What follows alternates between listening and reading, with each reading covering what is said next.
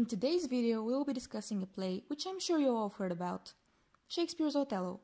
For those who need some additional information about it, the tragedy contains various themes like love, hate, jealousy, racism, and revenge. Typical for Shakespeare. Perhaps only racism is not that frequent in his works. Shortly, the story begins with the announcement of the marriage between Othello, the main character, and Desdemona, a young Venetian woman. However, after this announcement, things go pretty bad for the couple throughout the development of the plot. And eventually, as generally happens in Shakespearean plays, all the bad consequences lead to murder. In this case, Desdemona's murder, as her murderer turns out to be Othello himself. But now, let's observe more deeply the settings.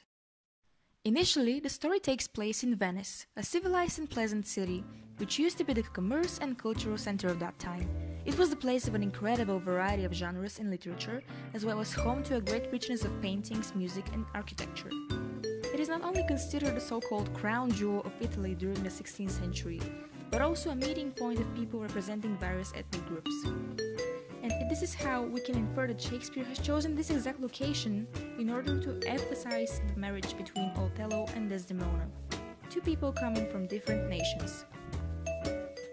On the other hand, the city was also famous for its pretty complex reputation in the eyes of the English, as it creates the impression of a place with a suspicious refinement. What does that mean? Well, I'll give you an example. At the last parts of Act 1, Iago...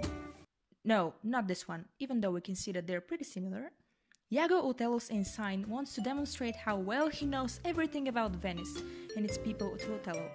He states, "In Venice, women do let God see the pranks they do not show their husbands." Or simply said, Venetian people do not only cheat one another, but they obviously do not care about morality, which is the reason why the English consider the Venetian society suspicious and immoral. This leads to the claim that Venice is also a city of decline, the place in which all the intrigues evoke. The first scene of Act 1 begins with the conversation between Rodrigo, a Venetian gentleman, and Iago. Rodrigo realizes that Desdemona, whom he likes, has married to Othello, so this is how Iago decides to start a conflict between Othello and Desdemona's father, Brabantio, who is not informed about their marriage. The young ensign chooses to take advantage of the situation and to emphasize Desdemona's disloyal attitude towards her father. Probably later this comes to Othello's mind and he starts believing that she can be unfaithful. Looking at all these examples, we can assume that Shakespeare chose Venice also because it is a city of intrigues and lies, which makes it the best place for the beginning of a rising action of the plot. Good job, Shakespeare! At the end of Act 1, it turns out that Othello must go immediately to Cyprus, so the rest of the story will take place there. The island of Cyprus is located near the Ottoman Empire that goes through a dangerous period of war. But why is this important, you ask? You'll see later. Let's compare the story to Daniel Defoe's Robinson Crusoe. As we all know, Robinson was a young adventurer with a cold and impulsive personality who neglects his family's wishes in order to achieve his own goals, seeking adventures out at sea. But after that, he was shipwrecked and stranded in an isolated tropical island for about 28 years. For these 28 years, Robinson gets to know himself and learns new essentials for his survival skills. I mean, when he meets Friday, he even starts teaching him English words.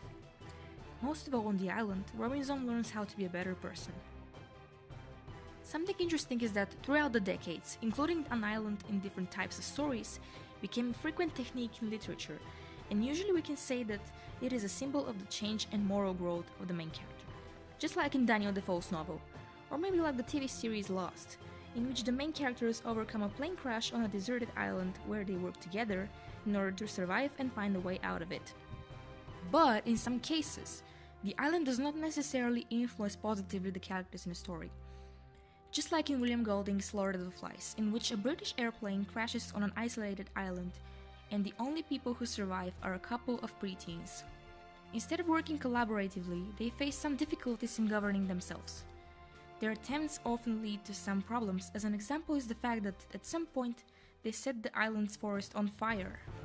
Anyways, in the case in Othello, the setting, which is full of violence and anger because of the war, again influences negatively the characters' personalities and attitudes to one another. Example 1. Step by step, Iago turns into a highly proficient manipulator, and his psychological assault towards the others continues. He creates other conflicts as he includes Cassio on the pretext that he seems to be Desdemona's lover.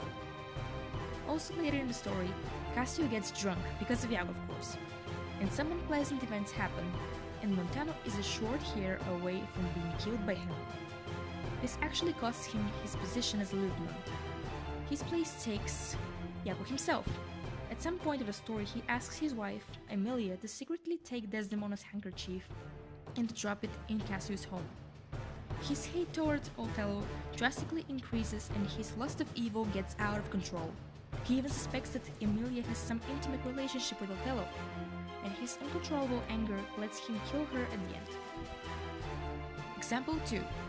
Iago's efforts to convince Othello actually achieve a result. Gradually, Othello gets blinded by jealousy and his lust of revenge intensifies. Eventually, when we can see that his level of jealousy has reached its peak, Othello exclaims, "O curse of marriage, that we can call these delicate creatures ours, and not their appetites. I had rather be a toad and live upon the vapors of a dungeon than keep a corner of a thing I love for others' uses." We can witness that he lost control over his mind, which is the reason why he kills his wife, and later himself too. In conclusion, we saw how different the two locations in the story are. Love, affection, happiness and harmony turn into irresistible lust of evil and revenge, foreignness, suffering, and chaos in characters' confused minds.